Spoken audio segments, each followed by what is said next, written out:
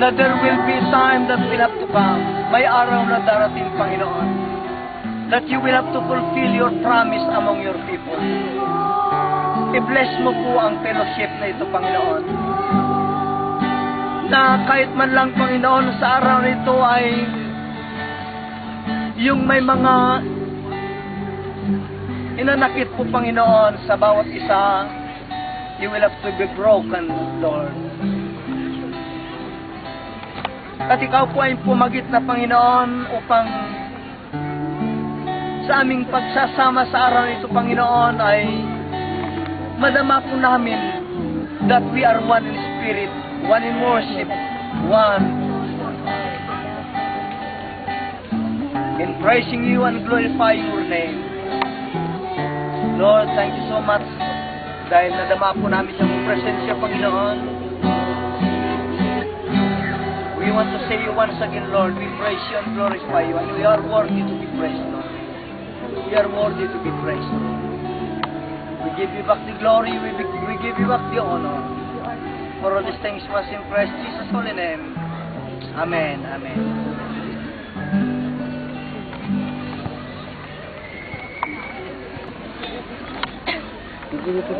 Ang salita po ng Panginoon sa libro po ng Exodus, chapter 14. I will have to read one verse only, then we will have to let God speak unto us sa verse na ito. Exodus chapter 14, verse 14. 14 po. Sabi po dito, ipagtatanggol kayo ni Yahweh, wala kayong gawin anuman. Ipagtatanggol kayo ni Yahweh, wala kayong gagawin ano. Sa ibang version po, ipaglalaban kayo ng Panginoon at kayo'y tatahimik. We will have to repeat. Ipakikipaglaban kayo ng Panginoon at kayo'y tatahimik. The story behind itong salita po ng Panginoon ay noon ang mga Israelitas po ay pabalik na po sa promised land, not in the place of slavery. Sila po ay tatawid na po sa isang dagat na napakalaki, napakalawak po. Ang mga Israelitas po ay pumunta po sa Egypt, it is because na may famine po. Sa libro po ng Genesis po ay may tagtuyot ang buong mundo po noon. At ang Egypt is ay sagana po ng pagkain is because of Joseph. Dahil si Joseph po ay way back from the time na sila po ay bata pa. He was a dreamer. Na siya po ay ang kanyang mga kapatid po, mga magulang, they will have to bow down unto him. And ang panaginip na yon was fulfilled. Itong tinatawag na dreams fulfilled. Kaya by the time ng Israelites po ay dumami sila ng dumami, greatly multiplied po, sabi po ng libro ng Exodus. There was a threat from the land of Egypt na nakita po ni King Pharaoh. Kaya by the time Moses was born, ay pinagbilin po ng hari that will have to kill every male na may panganak po noon. Kaya ang istorya po nung pinanganak po si Moses ay they hid him from the Nile River. Eksakto po naman. May timing po ang Panginoon dahil eksakto po na Pharaoh's daughter ay nandun. Magtubig muna kayo. At nakita po niya ng isang basket that is passing through yung kanyang pinalalagyan at nung pinala po nila sa kanya, it was a baby boy. At ang sabi ng Pharaoh's daughter, I will have to call you Moses because you are drawn out from water. Dahil at by the time ay si Moses po ay he stayed in Egypt for 40 years. And when he done 40 years, he was trained in the culture and the wisdom of the Egyptian. Siya po ay tumulong sa Pyramid of Egypt. At kilala po noon. But dumating po ang punto na siya po ay he was informed na hindi po siya isang Egyptian, but he was a Hebrew. And by the time na kinausap po ng Panginoon that Moses, you are not a chance that I am created you, but you have a mission to fulfill. You are going to deliver yung mga children of Israel from Egypt.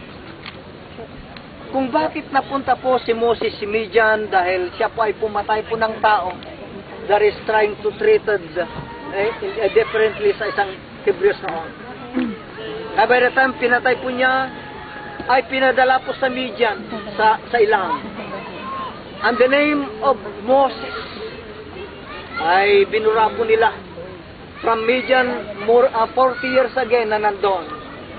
At doon po kinausap po ng Panginoon sa burning bush. Doon po kinausap po ng Panginoon sa Mount Sinai at binigay po ng 10 Commandments, di ba? But dumating po ang punto na siya po ay babalik sa Egypt.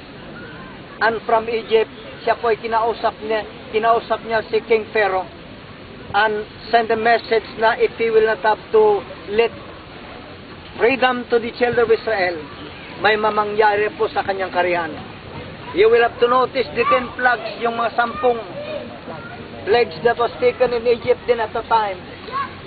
And the 10 plagues ay the death of the firstborn. Lahat po ng mga Egyptians ay may patay, ang kanilang anak na panganay, sila po ay mamatay. And there was a crying, there was a mourning in every house of the Egyptian.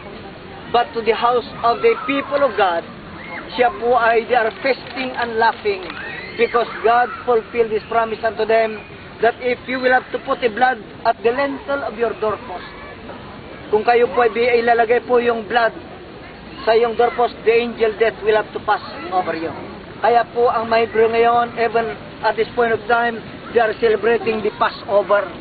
Yung Passover na yon ay yung death angel ay they pass over them. Sila po ay they pass over and they are.